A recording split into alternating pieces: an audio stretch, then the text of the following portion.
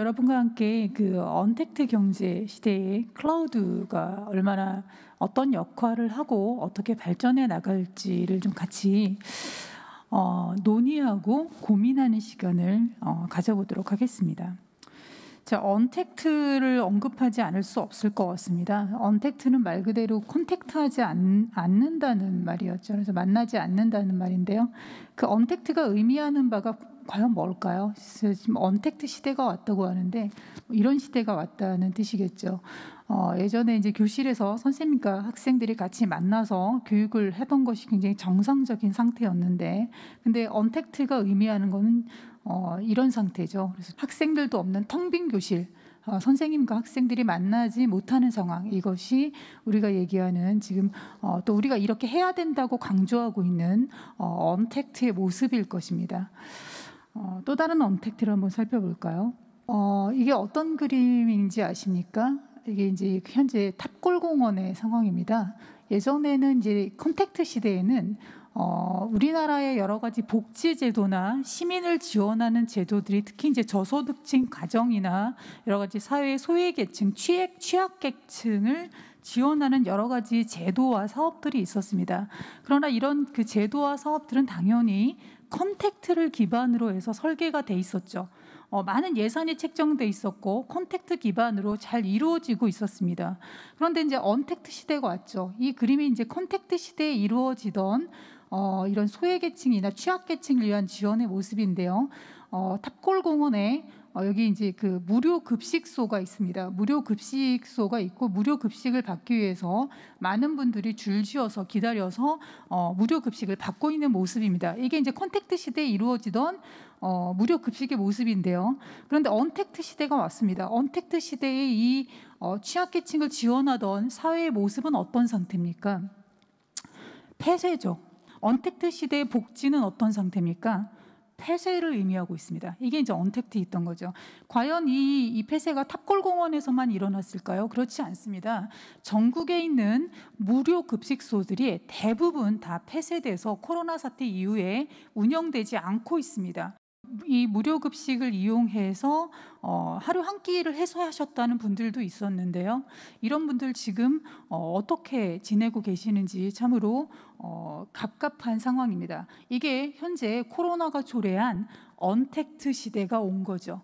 우리가 언택트 시대가 왔다는 것이 도대체 어떤 의미인지 좀 더 심각하게 바라봐야 되는 이유이기도 합니다. 실제적으로 언택트는 이런 단절을 의미해서 국가 사회적으로 컨택트 기반으로 이루어지던 모든 복지나 대시민 서비스, 어떤 경제활동, 비즈니스 활동들이 사실상은 단절화된 상태를 의미하고 있다고 볼 수 있겠습니다.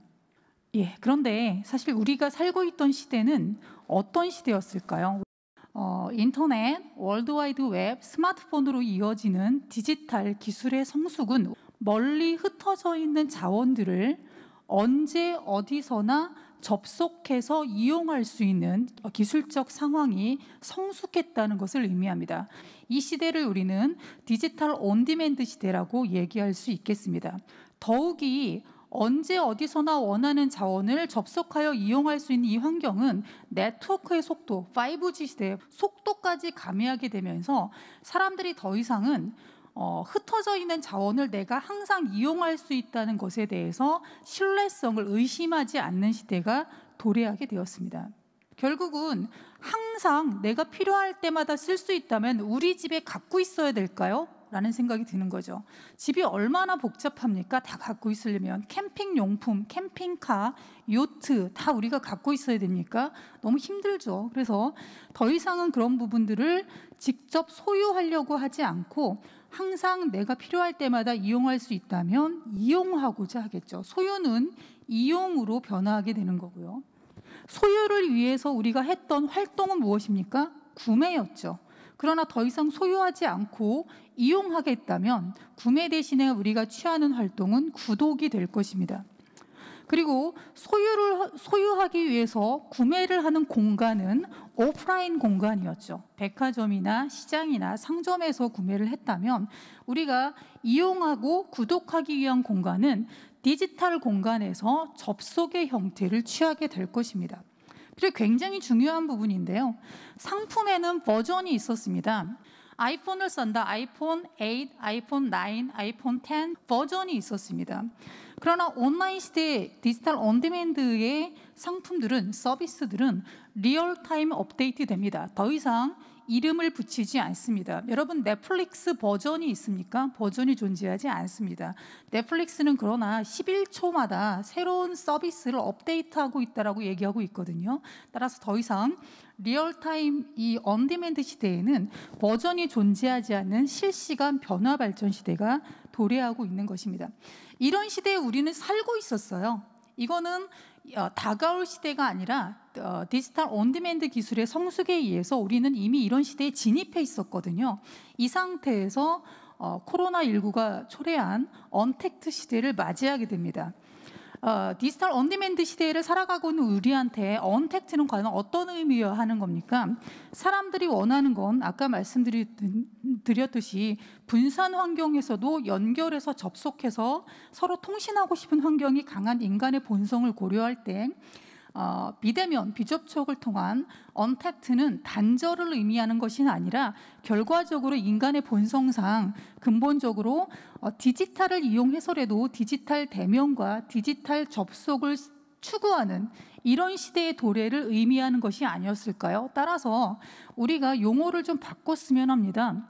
언택트라는 건 말 그대로 단절을 얘기하거든요. 단절을. 그러나 우리가 언택트 시대의 도래에서 우리가 추구하는 근본적인 가치는 단절이 아니라 감염병 예방을 위해서 비대면, 비접촉을 지향하겠지만 그러나 그것을 단절시키겠다는 의미가 아니라 실제적으로는 디지털 기술을 이용해서 컨택트하는, 실제로 만나는 시대를 원하는 거죠. 따라서 이제 사람들이 원하는 시대인 디지털 컨택트 시대가 도래했다라는 표현으로 우리가 지향점을 명확하게 게 좋을 것 같습니다. 따라서 코로나19가 쏘아올린 시대는 언택트 시대를 쏘아올린 것이 아니고 디지털 컨택트 시대를 또 쏘아올린 것이고요. 이런 디지털 컨택트는 사실은 디지털 온디맨드 기술의 발전으로 온디맨드 시대가 도래하고 있었기 때문에 원래 진행되고 있던 트렌드였는데 코로나19로 인해서 그 속도가 매우 가속화됐고 그 영역이 매우 빠르게 다각화됐다라고 볼 수가 있겠습니다. 교육이 온라인 교육, 원격 교육으로 바뀌는 현상, 그리고 문화가 극장에서 관람하거나 공연을 관람했던 문화가 집에서 유튜브나 넷플릭스나 다양한 OTT 서비스를 이용해서 접속해서 활용하게 되는 문화라든지 아니면 실물 경제에서 구매를 했던 문화가 온라인 쇼핑, 홈쇼핑으로 바뀌는 현상이라든지 이런 것들은 이미 우리가 놀랄 것도 없는 언택트가 디지털 컨택트로 바뀌는 현상이라고 볼 수 있겠습니다. 현실에서 이루어지던 수업을 단순히 온라인 수업으로 진행하는 게 아니라 현실 교육에서 못했던 교육을 온라인에서 가능하게 해야만 합니다. 주입식이나 집단 교육을 통해서 학생들한테 평준화된 교육을 제공했다면 디지털 기반의 원격 교육은 학생들의 성향과 수준에 맞는 차별화된 교육을 제공해야 하는 것입니다. 우리 복지가 현실에서는 집합 형태로 이루어졌다면 온라인 복지로 바꾸면서는 개인의 성향과 상황에 맞는 컨텍스트 어웨어한 상태에서의 디지털 복지로 바뀌어야 할 것입니다. 따라서 우리는 훨씬 나은 세상을 디지털 온디맨드를 통해서 만들어야 가야 되는 것이고요. 이런 상황에 맞추어서 온디맨드 기술도 세컨드 라운드를 돌기 시작했습니다. 사람들한테 훨씬 똑똑한 서비스를 주기를 바라고요. 심지어는 그 서비스가 매우 빨리 변하기를 바랍니다. 그런데 그 서비스가 스마트폰을 넘어서서 더욱 언제 어디서나 내 냉장고에서도 길을 갔다가도 실행은 되기를 바랍니다. 이런 세컨드 라운드의 온디맨드 기술 혁신은 현실적으로 우리가 디지털 컨택트를 강화하고 포스트 코로나 시대에서도 이런 온디맨드 현상을 더욱 발전시켜서 실제적으로는 현실을 디지털로 미믹하는 것이 아니라 그 이상의 가치와 잠재력을 끌어내는 새로운 노멀 시대를 만들 것으로 기대합니다. 감사합니다.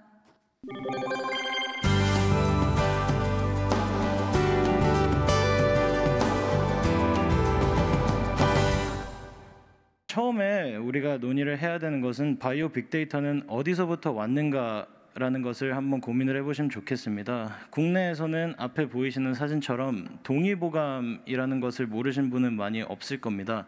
허준 선생께서 많은 시행착오를 하시며 어떤 질병에는 어떤 약품들이 잘 맞고 그런 것들의 시행착오들을 다 기록을 해서 오늘날의 한의학 백서가 생성이 되게 되었습니다. 의사들도 마찬가지입니다. 어떤 진찰을 어떻게 제공을 해줬는지에 대한 기록들을 토대로 미래에 우리가 어떤 방식으로 의료를 접해야 되는지에 대한 고민들을 항상 하시고 계실 겁니다. 자, 그러면은 오늘날 저희는 주변에 60세, 70세 혹은 80세까지 사시는 분들이 적지는 않을 겁니다. 그 말은 즉 우리들이 오래 살게 되죠. 그러면은 이 슬라이드의 주제를 Living in the Crisis, 즉 인류를 위협하는 위기와 함께 어떻게 살아가냐이겠습니다.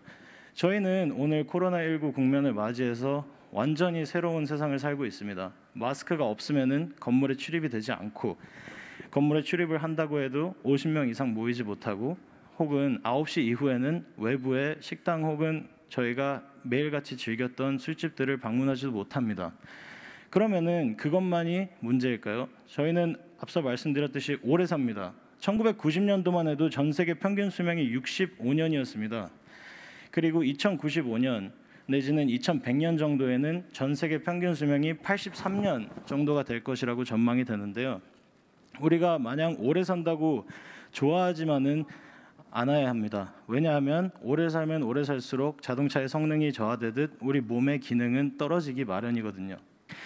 기존의 생존 혹은 수명은 생존 기반이었다고 한다면은 오늘의 수명은 어떤 식으로 저희가 만들어 나가야 될까요? 오래 산다고 호스피스에 계속 병상에 누워 있고 아니면은 아픈 상태로 계속 약을 복용하고 부작용들에 시달리는 삶보다는 우리가 만약에 질병에 걸렸다면 어떻게 내 약해진 몸에 합병증을 예방을 할 수 있는지 혹은 애초에 질병이 걸리기 전에 작은 신호들을 감지를 해서 훨씬 질이 높은 삶을 살 수 있는지 이 두 가지가 핵심적인 저희가 미래를 향한 헬스케어의 자세가 되어야 한다고 굳게 믿고 있습니다. 오늘의 헬스케어에 대해서 설명을 드리겠습니다. 여러분들은 병원을 언제 가시나요? 보통 증상이 일어나고 내 몸이 아파야 병원을 가지 않으시나요? 저희가 증상을 발견을 하고 병원을 가면은 그게 과연 바람직한 내용일까요? 우리가 증상을 겪어서 병원에 가게 되면은 의사 선생님들한테 듣는 것은 당신은 이 질병을 걸리셨습니다. 이 얘기를 듣기까지 우리는 무수히 많은 정밀 검사라는 과정을 거치게 되죠. 그래서 즉 오늘의 문제는 발병 후에 사후 진단이 일어난다는 것, 그리고 다양한 정밀 검사라는 진단 경로에서 발생하는 의료 비용이 되겠습니다. 이것을 어떻게 해결을 하는 게 좋을까요? 실제로 마크 저커버그도 첸 저커버그 이니셔티브에 3조라는 돈을 투입해서 우리 모두의 주머니에 있는 스마트폰으로 누적되는 데이터를 통해 훨씬 맞춤형 헬스케어를 제공을 해줄 수 있을까? 어떻게 하면 그게 현실화될 수 있을까라는 고민과 연구를 진행하고 있습니다. 세포당 데이터가 보통 1.5GB가 있다고 합니다. 이것은 통상적으로 20에서 30분 정도 되는 괜찮은 퀄리티의 동영상의 용량이 되겠는데 인체의 세포는 무수히 많습니다. 세포 하나가 우리가 되기까지에는 40조 개의 세포들이 있어야 하는데 그러면은 얼마나 많은 양의 데이터가 이 몸 안에 있을까요? 우리 휴대폰은 오늘날 100기가, 500기가라는 용량을 가지고 있는 것은 더 이상 미래 얘기가 아닙니다. 하지만 우리 몸에는 여러분들이 경험하셨을지 모르겠지만 우리도 경험하지 못한 60제타바이트라는 양의 데이터가 내재되어 있습니다. 즉 우리 몸도 어떻게 보면은 슈퍼컴퓨터라고 여러분들이 받아들이시면 되겠습니다.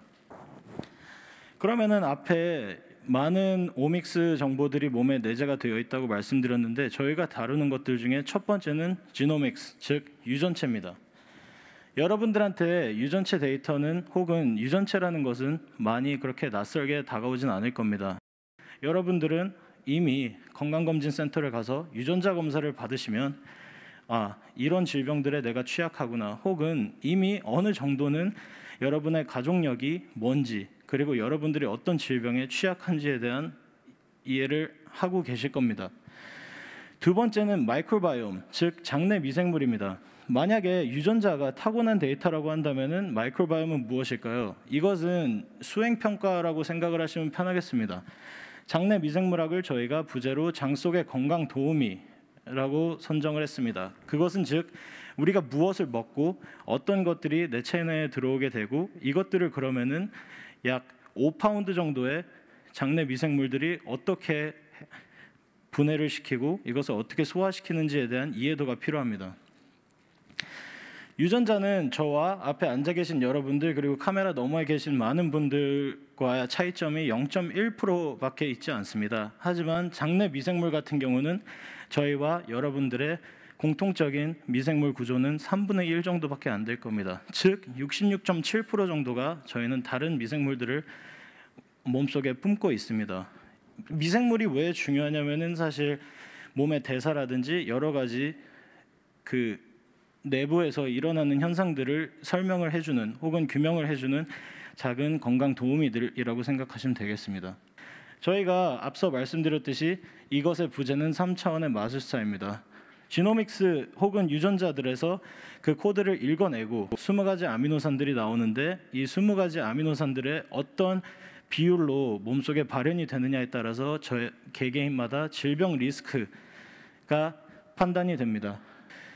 즉 앞서 파도라는 비유를 드렸는데 그 잔잔한 작은 신호들, 단백질들이 잘못되어 가고 있는 방향에서 갈피를 못 잡고 있는 상황에서 우리가 그것을 인지하게 되고 선제적으로 몸속의 단백질 구조를 고칠 수 있는 능력이 주어진다면은 이것이 바로 예방형 헬스케어가 되지 않을까 싶습니다. 즉 유전자, 장내 미생물, 단백체들의 서로 각기 다른 역할들을 하는 데이터들에 대한 서로 간의 관계를 이해를 하고 이것을 가지고 보다 정밀한 4P 헬스케어를 현실화시키는 것입니다. 유전자는 타고난 데이터, 마이크로바이옴은 지난 생활들에 대한 수행평가, 그리고 단백체는 현 상황, 내 몸에 흘러다니는 신호들을 당장 분석을 할 수 있는 세 가지 부분들인데 이것들을 다 합쳐서 CT 혹은 MRI를 가지고 보다 정밀한 영상을 판독을 하듯이 저희는 더 정밀하게 내 건강 상태를 평가할 수 있다고 믿고 있습니다. 자, 그러면은 미래형 헬스케어는 어떤 형식이 바람직하고 저희는 스타트업으로서 어떻게 미래를 대비를 하고 어떤 자세를 갖는 게 좋을까요? 최대한 많은 데이터가 누적이 되어야 저희는 보다 더 정밀한 소견을 내어드릴 수 있고 병원들 혹은 동네 병원들 심지어 보건소까지 협력을 해서 신뢰 관계를 쌓아야지 각기 다른 층에서 저희의 결과지를 이해를 할 수가 있겠습니다. 여러분들의 참여가 핵심적입니다. 저희는 해봤자 몇 명이 되지 않습니다. 다만 앞서 말씀드린 공상과학 같은 4P 헬스케어를 현실화시키기 위해서는 많은 데이터 누적이 필요한데 유전자는 침으로, 장내 미생물은 대변으로, 단백체는 피 한 방울로 읽어낼 수 있는 세상이 되었습니다. 이 기술들을 최대한 적극 활용해서 일상 속에서도 한 달에 한 번, 일주일에 한 번, 내지는 하루에 몇 번씩까지도 읽어낼 수 있는 데이터들을 총 누적을 하게 된다면은 우리는, 즉 우리의 사랑하는 사람들은 그리고 우리 주변의 모두가 질병에 위협받지 않고 더 윤리적인 미래를 대비할 수 있는 능력을 갖게 되겠습니다. 감사합니다.